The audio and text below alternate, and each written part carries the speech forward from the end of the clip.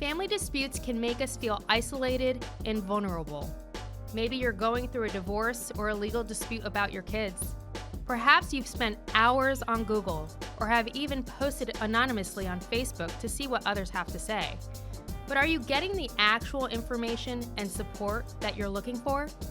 Our podcast, Legal Lounge, aims to dispel misinformation and downright bad legal information to empower anyone with questions about their family, their children, their finances, their marriage, and the law.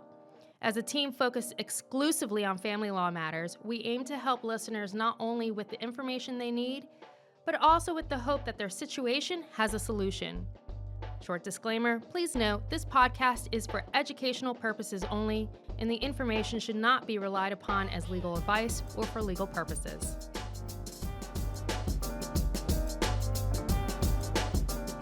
Welcome back to another episode of the Legal Lounge podcast. You might notice that I'm not Teresa, and that's because I'm Kristen, the podcast producer for the Legal Lounge podcast, but I am here with Teresa. Hi, I'm here. Hi.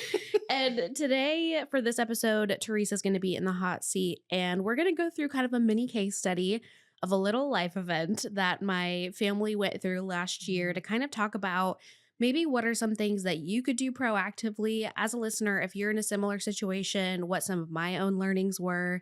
Nothing in this episode is legal advice. This is all just theoretical.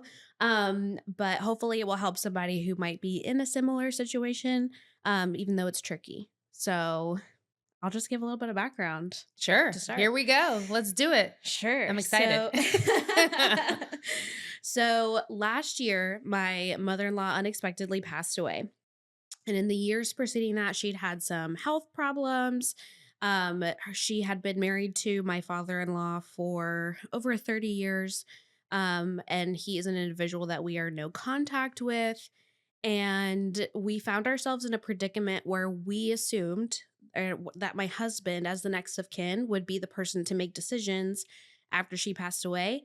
But because she was separated but not divorced, it created a lot of complications in that whole process. So backing up a little bit, let's talk about separation in the state of North Carolina and what constitutes the date of separation.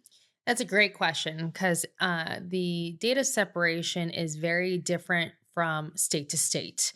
So the date of separation for purposes of North Carolina will not be the same date of separation in South Carolina, will not be the same date of separation in a number of states.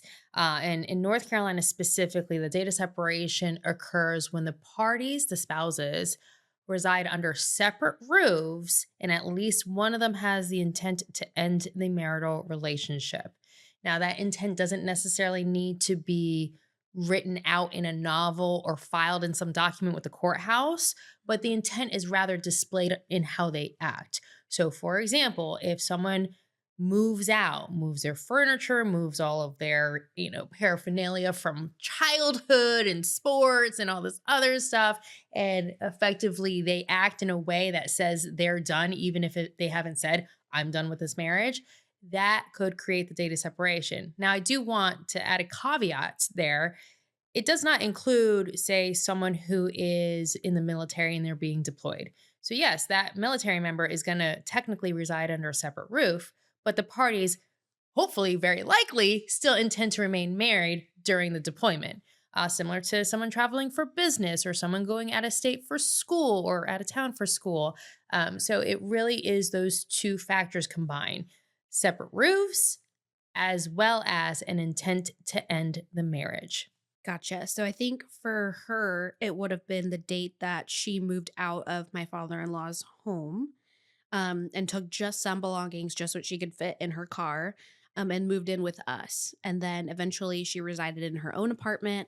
And we kind of found ourselves in a situation where, because there was emotional and verbal abuse in the home, that we were worried that if a divorce proceeding went forward, it would be costly. It would take years, even though there's no custody disputes at this point, because the one child is grown out of the house, my husband. And so, what would you kind of advise to somebody who wants to get a divorce, feels like doesn't actually have any income. She had, disability and social security Mhm. was her only income. And you know that the person on the other side of it is not going to be amicable in the process and is going to Mhm. want to control that process. How do you navigate that with your clients? That's a great question because we definitely have touched on in previous episodes of Legal Lounge different ways to hopefully resolve things amicably. Mhm. But that situation is a perfect example of situations where we can try amicable maneuvers. And I will say some maneuvers, such as mediation, will be court ordered, but they may not work. So, what do you do? Very first thing is I would have recommended to your mother in law, where she's still with us, Mhm. to consult with an attorney as soon as possible. And I understand, especially here in the North Carolina family law realm, we don't, our community generally doesn't provide free consultations. Mhm. I'll say it this way: if we did provide free consultations, we would only be providing free consultations and we would Mhm. go out of business. And then that's just because of the level of need in family law questions that Yes. exists understandably, because whenever I'm in a business situation talking about who my ideal client is, I say anyone with a family, which is most, if not all, people. Yeah. So it's definitely finding an attorney that can get you those tools and convey them pretty efficiently in a Mhm. consultation. Mhm. And it is generally worth, I say it's worth every penny every Yeah. time. Yeah. But at least to have the information and the knowledge and the Mhm. empowerment, Mhm. because I have a number of clients that come to me with those same expressed fears.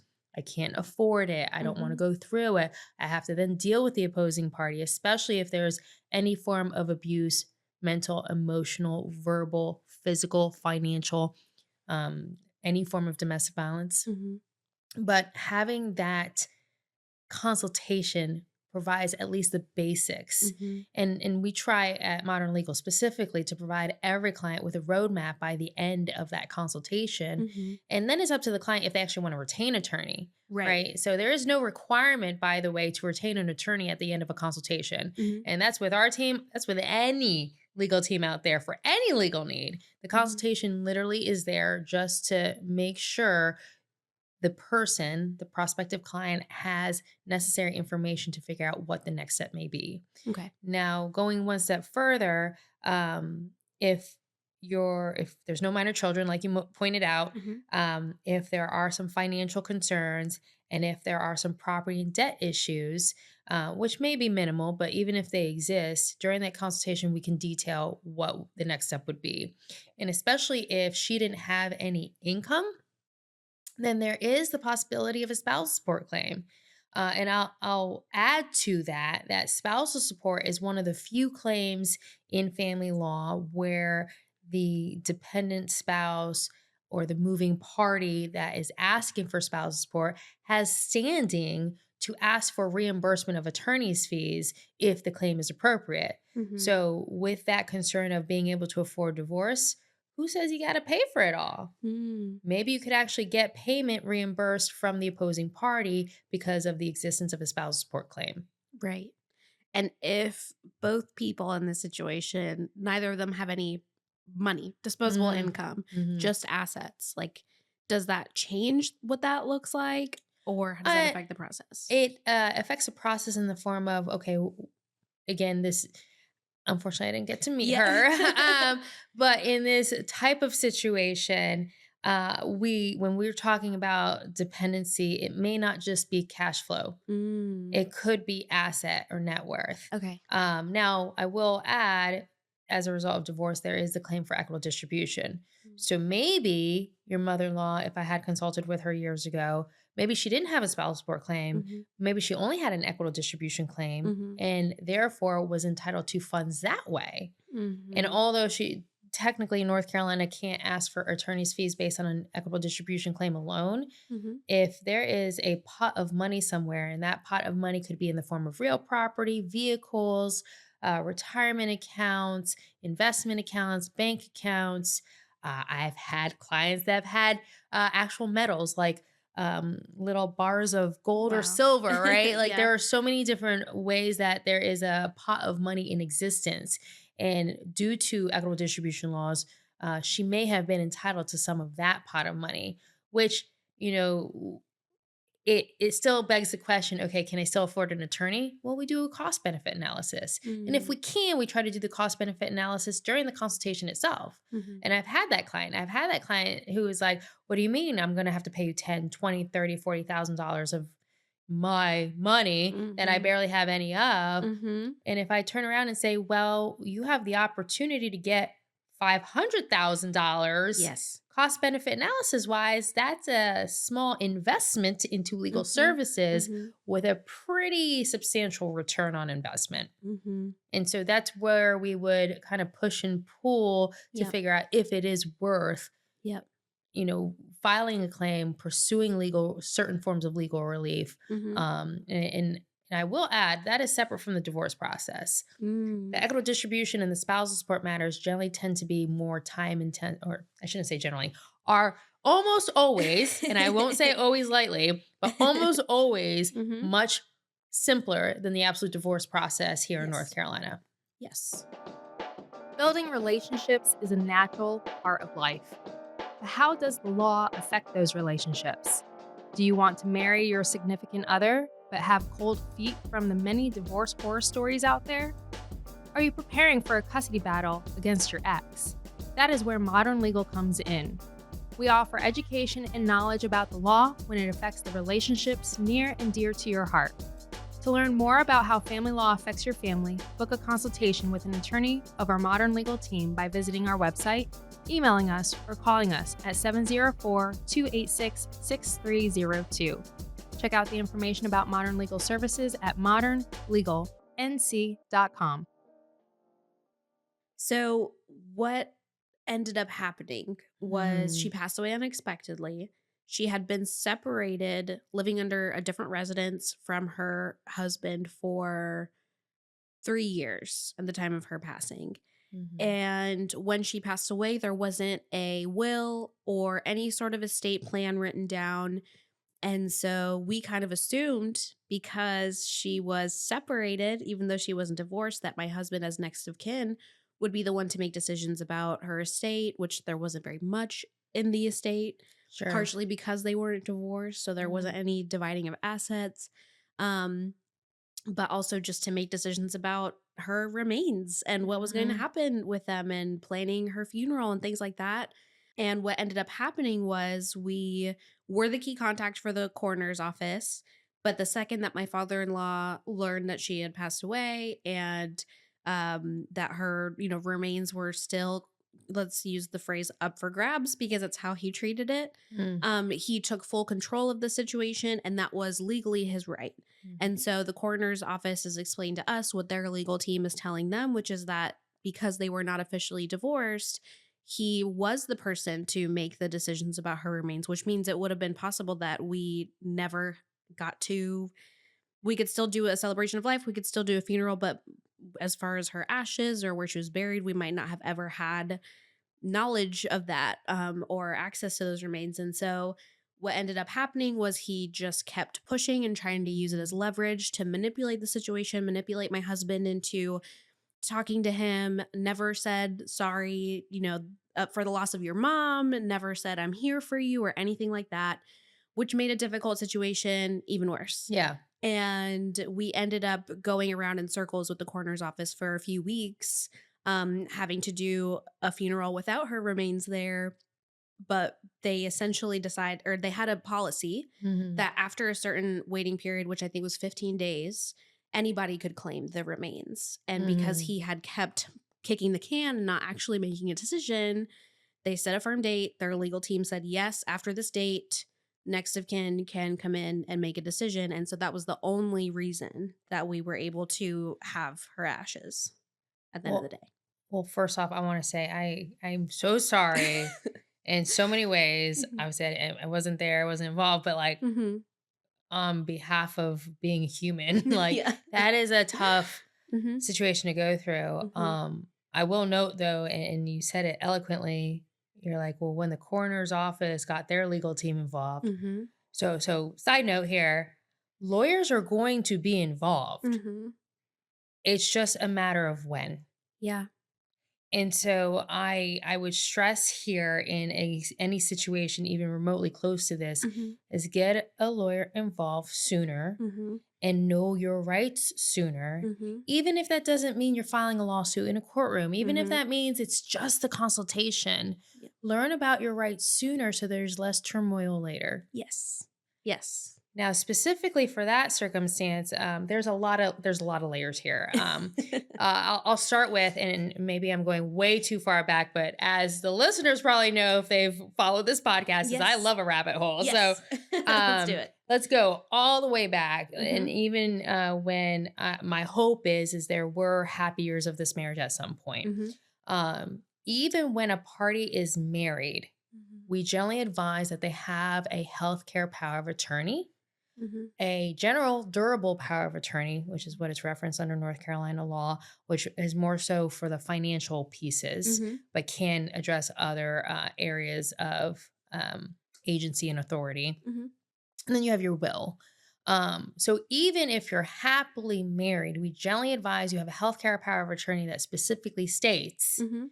you want your husband, or maybe you don't, you want your mom or someone else Yeah. to Yeah. make your healthcare decisions on your behalf should Mhm. something happen to you. Mhm. You're more likely to get disabled Mhm. than to die. Yeah. So it's very important to have someone listed somewhere so the doctors, the treating professionals have a document that literally says, oh, I can definitively go to someone Mhm. without involving, say, the hospital's legal team Right. or the hospital's family where they're getting 5 different answers to one question, Mhm. right? And go one step further, in a power of attorney, healthcare power of attorney specifically, you can even list people. So for example, for me, I actually don't have my mom listed. Mhm. Mhm. And I say that because my mom honestly would be too emotional to Yeah. take care of such decisions. She would Mhm. freeze. And Mhm. I don't want to put that burden on her. Mhm. I didn't want to do it before I was married, and I still don't want to do it now that I'm married. Yes. So I went ahead and listed my husband and Mhm. then my brother, right? Mhm. So and that gives a doctor direction so they know that they don't even have to broach my mom with the subject or the Right. question, Right. which my hope would be is that provides some comfort to my mother, Mhm. right? If I were in a Yes. dire situation. Yes. That's love, Yeah. right? That is a form of love, even Yeah. when you are not alive and aware and, Right. and saying things. Right. So fast forward to an actual separation. Mhm. Spouses have separated. Mhm. The courts don't know about that. Yeah. Like I stated a moment ago, the date of separation of the parties reside under separate roofs, and at least one of them has the intent to end the relationship. They could put it in on the front page of the New York Times. That still doesn't mean the courts know about it. Yep. So the courts are going to presume, and what I mean by the courts, the law is going to presume that you're happily married. You're happily married until you say, hey, courts, we're not, Mhm. effectively. Mhm. And the first point of contact between someone who's separating in the courts generally is either the complaint for absolute divorce or a complaint for some other remedy under family law. So as a Mhm. child custody, child support, alimony, post-separation support, or equitable distribution claim. Mhm. So that's the first time the courts are even going to know that, oh, wait, we don't have a happily married couple here. Right. If that's never filed, then fast forward to the situation you were describing, Mhm. why wouldn't her husband have authority to deal with her remains? Yes. And I ask that question because, from a legal perspective, I don't know your story Mhm. until you've told the courts about it. Right. So that's something to think about. Mhm. Now, of course, if there had been an equitable distribution claim filed even before the 1 year and a day that is required in North Mhm. Carolina before you can file a complaint for absolute divorce, at least there would be some mechanisms in Yeah. place where a judge is like, "Oh, wait, they're not happily married. What are we going to do with the remains? Maybe there's something else we can do."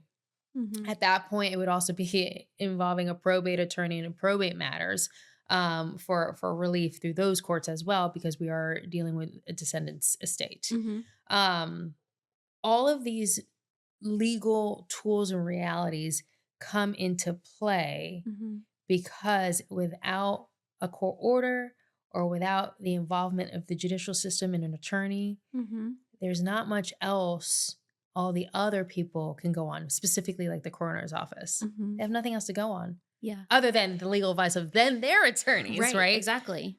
And they so have the coroner's office legal team has the coroner's office's best interest, and that's who they're meant to protect. They cannot care for what we're going through at that time.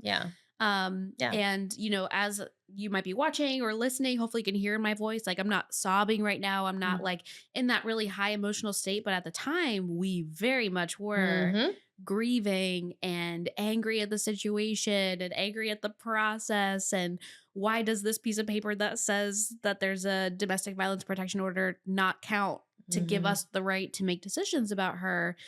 And that's not when you want to be learning all the things. Correct. You want to know about that before something bad happens, if possible. Yes, I completely agree. Couldn't have said it better myself. I'm like stuttering over my own words. You said it so well.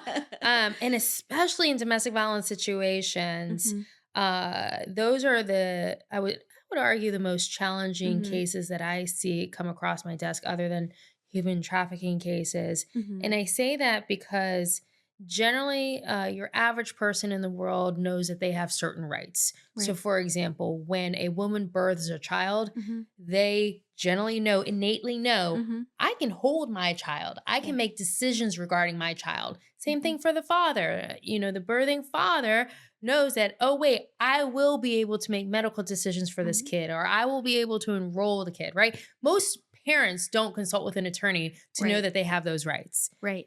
In a domestic violence situation, the domestic violence victim or survivor, if they've made it out, has a deteriorated sense of their legal rights because of the situation that they have endured up to that point.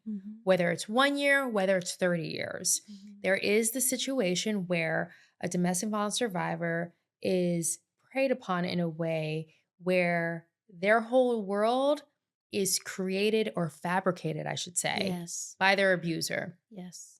And this is why it's so hard for a lot of domestic violence victims to get out, because they believe their abuser because they love their abuser. And who am I to say who someone loves?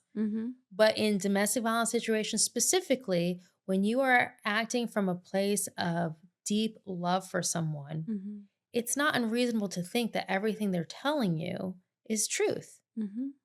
And I can't tell you how often I see an abuser giving legal advice to the victim, and they're not an attorney. Sometimes they're an attorney and they're not family law attorneys, I'll tell you that. But they say rules and laws and other things to make the victim believe that certain repercussions will happen when that is not even remotely the truth. That's not the law. That's not actually what would happen. And go one step further, when a victim is in that cloud, if you will, they're not able to think clearly. They just aren't. And that's where an attorney and other forms of support therapy, there's a number of nonprofits like Safe Alliance that provide resources to help victims regain agency, regain empowerment and authority over their own decisions. So when I hear a victim say, well, he said that he would get sole custody of the kids, first off, no, that's not the law. I'll state that pretty clearly here, education purposes only.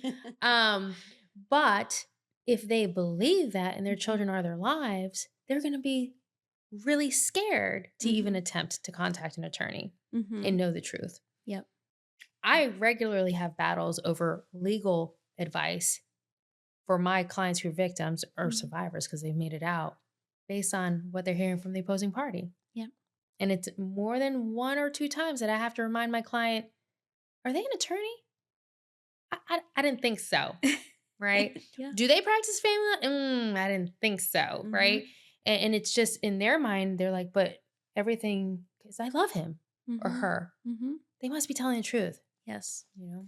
And that's something that my mother-in-law said often, you know, even after separation was, well, I still love him, right? Like he was still my husband for all this time.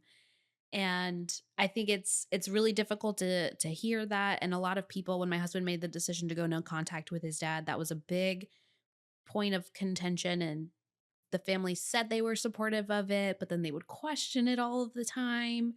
And I know that it can be a difficult decision to say, actually, I really don't want to engage with this person because I see how they've treated the people closest to me and how they've treated me. And whether you believe my experiences or not, this is the path that I'm choosing. And he was like, I've never experienced peace the way that I've experienced it since I made that decision. Yeah. Once that person, the abuser, knows that they don't have power over you anymore, they just give up. Yeah. Yeah. Sometimes. For if the you most don't give part. them the time of day. It's breaking that cycle. Yes. Yeah. As soon as that cycle is broken, Mm-hmm. most of the time, granted, not all of the time, abusers will stop. Now, there are the situations, especially when the marriage is longer, especially if there's minor children involved. Yes. There are other influences that make it harder to truly break the circle or the cycle. And when I say break the cycle, it's a enabling cycle. So if something happens, say like an incident, a domestic violence incident happens, then there's the honeymoon phase. Oh, I'm so sorry. I'll never do it again. I'll go to therapy. They never go to therapy, by the way. And the cycle comes back around, and then you're in the like, okay phase. I don't know if I should be timid or not timid. And then there's the escalation phase where now you once again feel like you're walking on eggshells or on rocks because you know in your gut another incident is about to happen. And the thing is that cycle tends to speed up unless someone actively, and it has to be the person that the power and control is being asserted on, unless that person actively breaks that cycle, will things change. Go one step further. If that is a very strong relationship, such as a marriage, so I admire your husband as the son getting out of that situation. I truly do, because that's a very strong bond between a father and a son. But also the bond between a husband and a wife is a very strong bond as well. And the closer the bond, the stronger the bond, you then have to start implementing things such as, after the cycle has been broken, such as accountability measures. And that could be, like you referenced a moment ago, a domestic violence order of protection. Yeah. But that's only one accountability measure. And that one accountability measure is just telling the abuser, hey, you got to stay away and don't contact her. There are a lot of other accountability measures out there too. Another one being the divorce, right? Yeah. Severing legally that very close relationship that had once formed. And so it can get very tricky knowing what is best, especially when a domestic violence victim is uncertain themselves.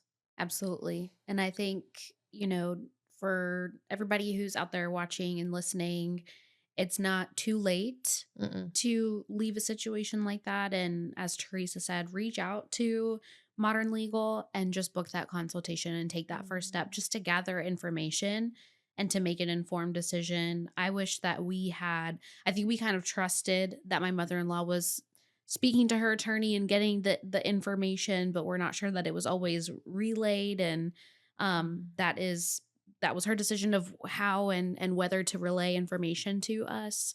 But she didn't have her parents had been deceased. She didn't have any siblings, very little extended family. And so I think that was also what was keeping her really tied to that marriage. Was if she lost her husband, that means that the in-laws would go away, and that was her support system. So it's just like a very complicated and very just codependent situation, I would say. And us thinking we were doing the right thing of getting her out of that situation, so that she could live on her own and be independent. And she loved her apartment. But I think that because there had been decades and decades of that psychological abuse, it was just like her identity. She didn't know how to pull herself out from that point. And so after all of that, we were finally able to get access to her remains. We had her cremated, which we knew was her wishes, because we she had mentioned it to us several times, and it wasn't written down anywhere, but luckily we'd had that conversation, and we knew that she would want to be with us wherever we were. So we could take her with us wherever we go.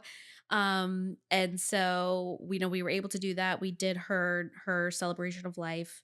I made a playlist for her of like all her like songs that made me think of her, or songs I knew that she liked. She was obsessed with Outlander. So like even the Outlander theme song was on there, and her best friend that flew down for the funeral was like, I can't believe you put this song. This is awesome. Like we would watch it every week and talk about it on the phone. And so we did the best that we could with what we had. Sure. But it definitely would have been easier if it had been written down somewhere so we didn't have to scroll through. There's a huge catalog of urns. It's very overwhelming of a decision to make. You have to scroll through all the like kids urns and the baby urns, and you're just like, oof, it's heavy and it's difficult, and it just keeps piling on trauma onto an already difficult situation. And so on the estate planning side, if you can make those decisions yourself while you're still of sound body and mind and still on this earth, you're going to save your family a lot of heartache. But you are in a situation where you're questioning, can I get divorced? Can I afford it? It's worth it to at least gather information and just build a relationship with an attorney. So whether it's a week from now or 6 months from now or 6 years from now, like who to come back to and talk to. And I would stress that you can meet with us family law attorneys even before you get married. So that we can guide you all the way through. And hopefully a divorce never occurs. But you'll still need that estate plan because you do not want to leave your family questioning how you wanted to leave your legacy. Yeah. Well, Teresa, thanks for letting me be Thank you. in the interviewer seat. This was so much fun. And thank you, everybody, for watching and for letting me be a part of the show for a day. Thank you. Thank you for taking the time to listen to our discussion. To learn more about me and the Modern Legal team, go to our website, modernlegalnc.com, or check out the links in our show notes to follow us on Instagram, Facebook, LinkedIn, and YouTube. You can also call us at 704-286-6302. If you have been intrigued by the conversation and would like us to continue our discussions, please subscribe to the podcast and leave us a review. See you next time.